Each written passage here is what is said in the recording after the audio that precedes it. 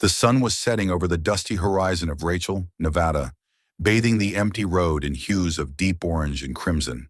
The heat of the day still clung to the air, making the dry desert wind feel like a scorching breath. It was the kind of place where time seemed to crawl, where days blurred together in an endless stream of sameness. But tonight was different.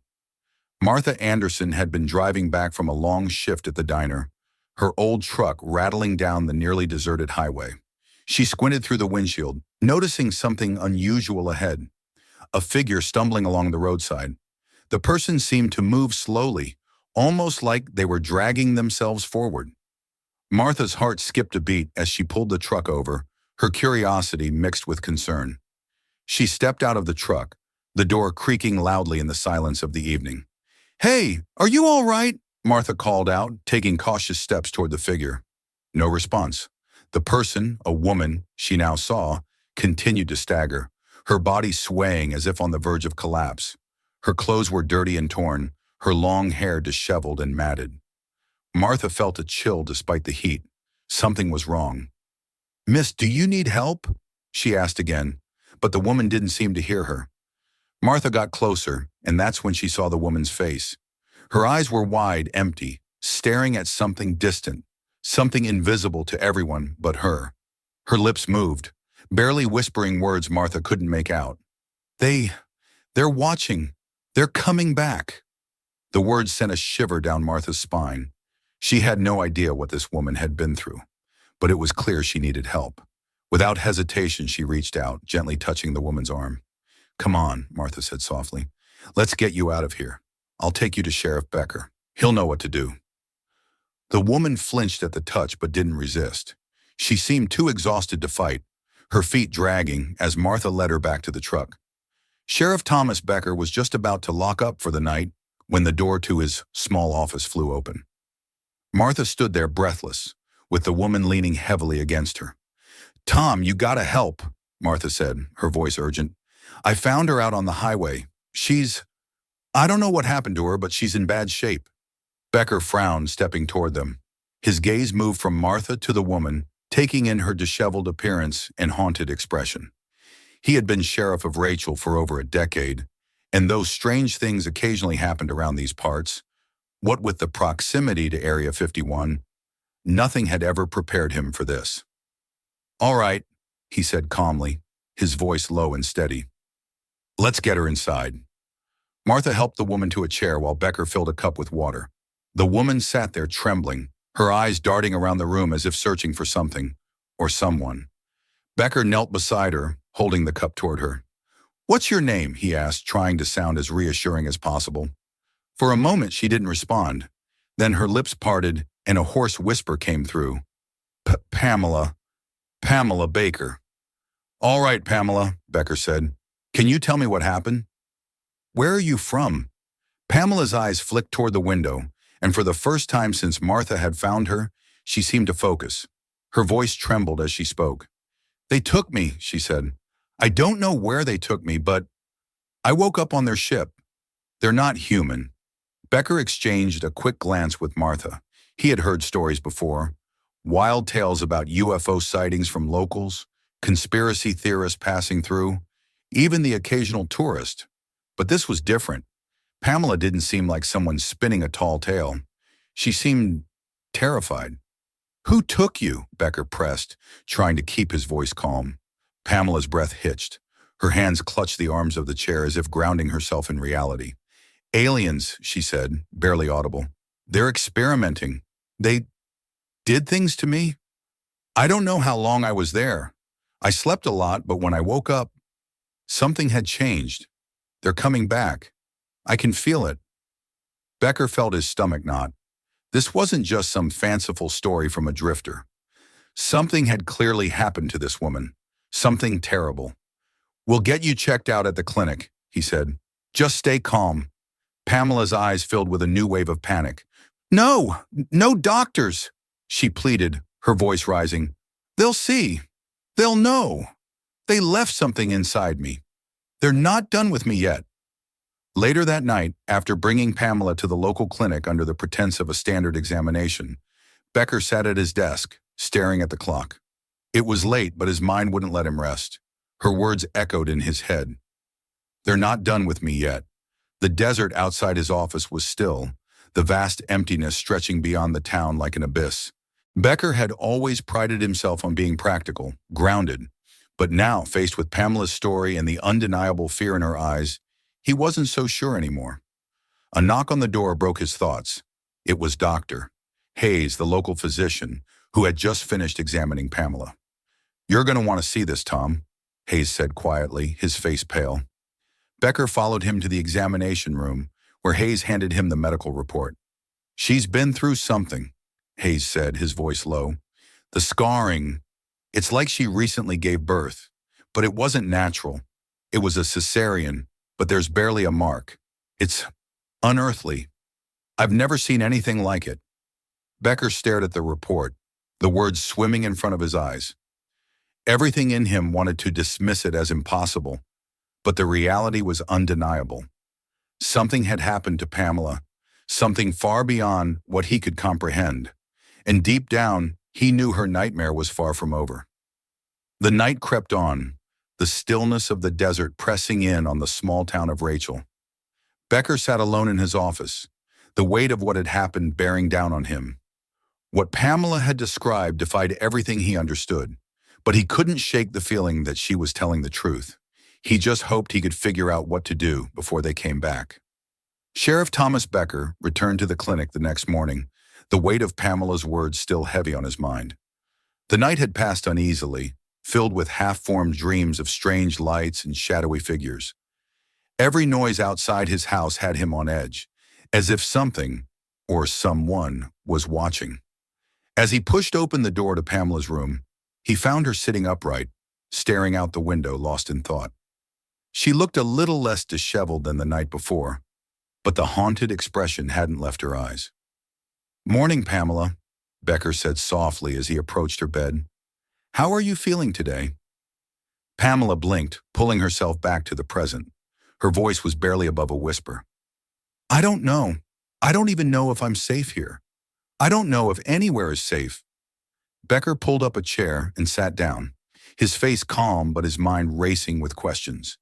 He had stayed up most of the night, thinking about what Pamela had told him, trying to make sense of it all. Was it really possible that she had been abducted by aliens? The rational part of him rebelled against the idea, but the look in her eyes, the terror in her voice, those were real. "I know you've been through something awful," Becker said carefully, "but I need you to help me understand. Can you tell me more about what happened? About what they did to you?" Pamela drew in a shaky breath, her hands gripping the edge of the blanket tightly. She looked at Becker, her eyes glistening with unshed tears. I was home," she began, her voice trembling. "It was late, around midnight. I was tired, but nothing out of the ordinary. And then I saw it. The light. It was so bright, like nothing I'd ever seen before. It wasn't from a plane or anything human-made. It was cold, almost alive." Becker nodded, listening intently. He had heard similar stories from locals over the years. Bright lights in the sky, strange objects moving too quickly to be planes. But it had always been hearsay, distant rumors. Pamela's story felt different. "The next thing I remember," she continued, "was waking up on a cold metal table. I couldn't move. My body felt heavy, like I was paralyzed, but I was aware of everything around me." She paused, her voice cracking slightly. "And then I saw them." "Who?" Becker asked, leaning forward. "Their skin was gray, smooth, no features except for their eyes. Black, empty. They didn't speak, but I could feel them inside my head, like they were pulling my thoughts apart. They used machines, long needles, scanners, things I couldn't even describe. They were experimenting on me, trying to understand something. I think they were trying to change me." "Change you?" Becker's brows furrowed. Pamela nodded, tears finally slipping down her cheeks. "Yes, I think they were changing my body, my DNA. They need humans to breed, to survive. But not just any humans. They need specific ones. I don't know why, but they chose me. And they're not done with me, Thomas. They're coming back." Becker sat in silence for a moment, processing what she had just said. It was like something out of a nightmare, and yet, looking at Pamela, he couldn't shake the feeling that she believed every word she was saying. "Do you remember how long you were there?" Becker asked softly. Pamela shook her head. "Time didn't make sense there. I slept a lot, but I don't know how long I was gone. Days, weeks, months maybe. And when I woke up here, something had changed inside me. I can feel it. They left something in me." Becker took a deep breath, the knot in his stomach tightening. This wasn't something he could just file away as a delusion or a bad dream. There were too many unexplained factors. The medical report, the way she'd been found wandering, the terror in her voice. "I'm going to help you, Pamela," Becker finally said, his voice firm. "But we need to understand what's going on. I'll reach out to some people, see if anyone else in town has seen anything strange." Pamela looked at him, her eyes pleading. "It's not just about seeing things, Thomas. It's about them. They don't stop. They'll keep coming until they get what they want." Becker nodded, his mind already working on how to investigate something so far beyond his usual scope of experience. But one thing was clear. Pamela's story was just the beginning of something much bigger. Later that day, after dropping by the clinic to check on Pamela again, Becker drove out to the edge of town, toward the wide-open expanse of the desert. He pulled the truck over, got out, and stood in the dry, cracking earth, looking up at the sky. The desert had always been a place of mystery, especially here, near the infamous Area 51. He had always dismissed the stories, the tales of strange lights and unexplained phenomena. But now, with Pamela's story fresh in his mind, he wasn't so sure anymore. The sun was beginning to set, casting long shadows across the landscape. In the distance, the sky began to darken, and for the first time in his life, Becker felt a sense of unease standing alone in the vast desert. Were they really out there, watching? His thoughts were interrupted by the faint sound of an engine approaching. Turning around, he saw Martha's old truck coming down the road. She pulled up beside him, a concerned look on her face. "I thought I'd find you out here," she said, stepping out of the truck. Becker gave her a faint smile. "Just thinking," he said, glancing back at the sky, "about everything that's been happening." Martha nodded, joining him as they both looked out at the horizon. "Do you believe her?"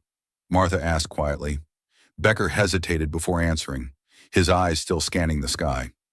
"I don't know," he admitted, "but something's going on, and whatever it is, it's not over yet." As they stood in silence, the first stars began to appear in the night sky, and Becker couldn't help but wonder if one of those lights belonged to them. The ones who had taken Pamela, the ones who might return. And when they did, would he be ready? The town of Rachel was always quiet after dark, the vast stretches of desert swallowing up sound, leaving only the whisper of the wind as it moved through the brush. But tonight, Sheriff Thomas Becker felt an eerie weight in the silence, as if something was out there, waiting.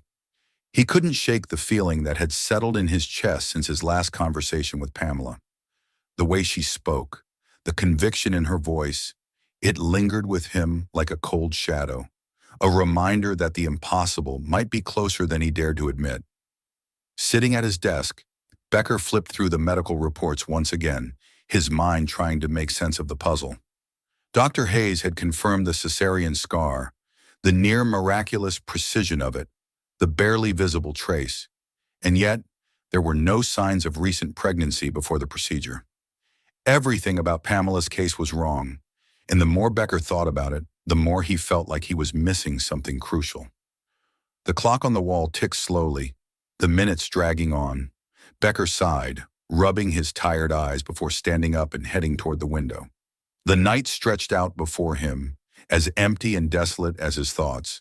And then he saw it, a flicker of light in the distance, far out beyond the edge of town, where the desert met the sky. It wasn't just a flicker, though. It was growing, brightening, moving. Becker's breath caught in his throat as he watched the light pulse, hovering over the horizon like a glowing beacon. It was the same light he had seen before, the same one Pamela had described. Without hesitation, he grabbed his jacket and keys, moving quickly out of the office. His truck roared to life as he sped down the dark roads. the lights of the small town fading behind him as he raced toward the desert. The light grew stronger as Becker approached, a bright, unnatural glow that seemed to hum with energy. It wasn't like the headlights of a car or the floodlights from a plane. This light was alive, pulsating in time with something unseen, something powerful. He pulled the truck to a stop and stepped out, his boots crunching on the dry earth as he stood at the edge of the desert. The wind was still, and the air felt thick, heavy with a tension that made his skin prickle.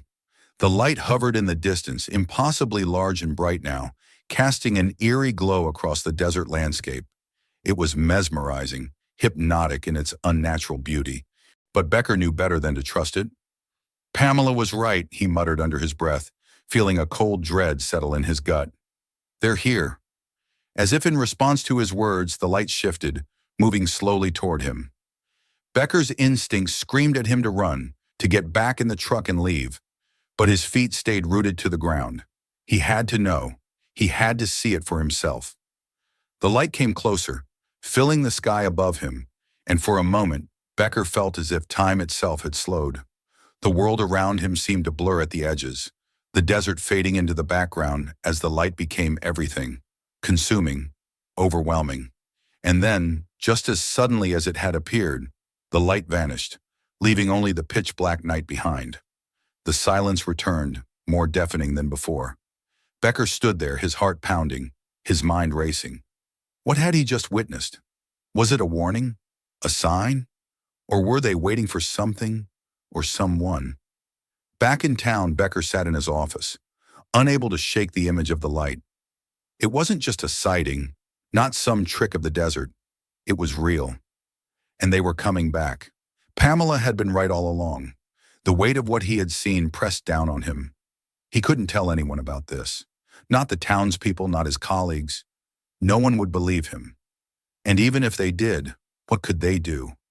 These beings, whatever they were, operated far beyond anything humans could understand or counter. What could he, a small-town sheriff, possibly do against them?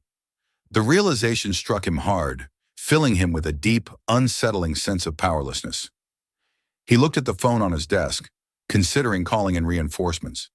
But who would he call, and what would he say? I saw a light in the desert, and I think it's aliens?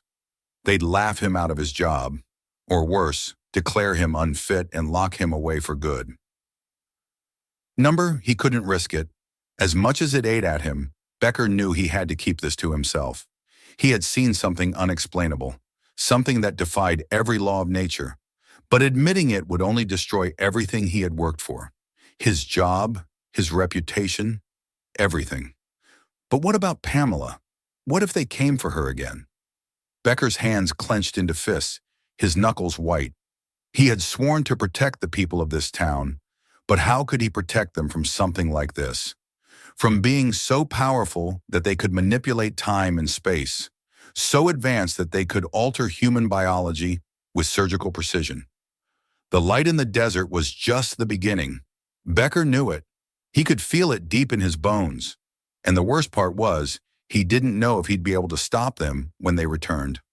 The night wore on, and Becker remained in his office, staring out the window into the empty desert. His thoughts were a tangled mess of fear, doubt, and guilt. Could he have done more to help Pamela? Could he have prevented whatever had happened to her? And if they came back, when they came back, what could he do then? Zerania Thomas sat in his office, studying Emily's medical reports. His eyes stopped on one of her blood indicators, which stood out among the others.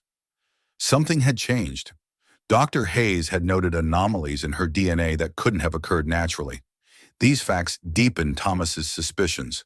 They were indeed changing her, using her for their experiments to create something greater, possibly a new generation of beings possessing a mix of human and alien genetics. What if this is only the beginning, he thought, closing the folder. The night descended upon Rachel, but Thomas knew the darkness would bring more than just shadows. Sheriff Thomas Miller woke up in the middle of the night with a feeling that something was wrong. He listened closely. Outside there was a dead silence, unusual even for Lighthouse. Normally he would hear the sounds of nature, but now everything seemed unnaturally still. This made him uneasy. He wiped the sweat from his forehead and got out of bed. Crossing his arms, Thomas glanced at the clock. It was 3:45 a.m., the darkest and quietest time of night. He approached the window, hoping to reassure himself that everything was in order. But what he saw made his heart stop. Light. Once again, that strange light on the horizon, flickering slightly, like a living entity watching him from afar. He was certain he had seen it the night before with Martha, but then the light had disappeared as suddenly as it had appeared. This time, Thomas didn't wait. He dressed and grabbed his car keys. The night closed in around him as he stepped outside, and the feeling that something was approaching grew stronger. Thomas knew it was time to act. Within minutes, the sheriff stood in front of Emily's house. A light mist covered the street, and the headlights of his car cut through the darkness like the only source of reality in this nightmare. Thomas knew she wasn't sleeping either. The feeling haunted them both. He knocked on the door, but there was no response. Thomas didn't wait. He pushed the door, and it unexpectedly swung open with ease. Entering the house, he felt a coldness that seemed to wrap around everything. "Emily?" he called softly, but there was no answer. He slowly walked down the hallway, lighting his way with a flashlight. Everything inside appeared normal, but the strange feeling didn't leave him. Thomas reached Emily's bedroom and cautiously opened the door. She was sitting on the bed, curled up, hugging her knees. Her eyes were wide open as if she hadn't slept. Her face was pale, and her hair was disheveled. But what struck Thomas the most was the look in her eyes, full of despair and fear. "They're here again," she whispered without looking at him. "I can feel them getting closer." Thomas slowly approached her and sat on the edge of the bed. "I saw the light," he said quietly. "It appeared again, but you're safe here." Emily shook her head, her breathing quick and uneven. "It's not safe here. It's not safe anywhere. They know I'm here, Thomas. They've always known." The sheriff looked into her eyes, sensing that she was on the verge of breaking down. "Why haven't they taken you yet? If they want you back so badly, why haven't they done it?" he asked. "They're waiting for the right moment." Emily clenched her hands as if trying to hold on to reality. "They're watching me, controlling me, but they're in no hurry. They want to make sure I'm ready, that my body will be right again for their experiments. They need me to go through it all again." Thomas fell silent. Emily's words, her fear, and her realization that she had become part of something far larger and inhuman were beginning to sound more real and terrifying. He knew time was against them. "We can leave. Find somewhere they can't track you," Thomas suggested, though he knew it was a weak hope. "No, Thomas. They'll find me anywhere. You don't understand. Their technology, they can track me. It's like a mark they left. I can feel their presence even now. They'll come for me again." The sheriff sighed heavily, his thoughts swirling. He knew Emily was right. This wasn't just fear. It was knowledge, intuition built on experience. But before he could say anything, the room suddenly grew colder. A deep humming sound filled the air, and Thomas recognized it instantly. It was the same sound they had heard in the desert when they saw the light. He turned sharply to the window and saw the light moving toward the house. It was brighter than before and heading straight for them. Thomas felt his heart race. "They're here," Emily whispered, her voice shaking with fear. Thomas rushed to the door, trying to close the windows and lock up the house. But inside, he knew it wouldn't help. Those who had come for Emily weren't just aliens. They were something that couldn't be stopped by ordinary means. "We need to get out of here," Thomas shouted. But when he turned around, Emily was no longer on the bed. She stood at the window, mesmerized, staring at the approaching light. Her body seemed frozen in place, and Thomas felt a wave of panic. "Emily, no!" He rushed toward her, but it was too late. A massive beam of light shattered the glass, and the entire room was flooded with blinding white light. Sheriff Thomas Becker sat behind his desk, the office bathed in the dim light of early dawn. He hadn't gone home that night. He couldn't. His mind was spinning, torn between disbelief and the undeniable reality of what he had witnessed. The desert, the light, the overwhelming presence. It was all too real. And now the weight of that knowledge crushed him, tightening around his chest like a vice. Pamela was gone, taken just as she had feared. And he had been there, watching helplessly as it happened. That cold, piercing light, the way it had swallowed her whole.